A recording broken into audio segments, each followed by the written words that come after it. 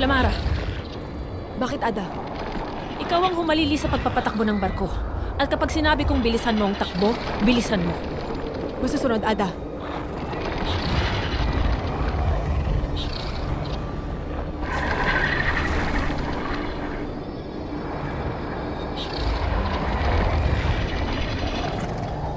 Ano yun? Ashton ko cute! Hello! Tara! Tigil! Hindi sila dapat kinagigiliwan. Esta sekto!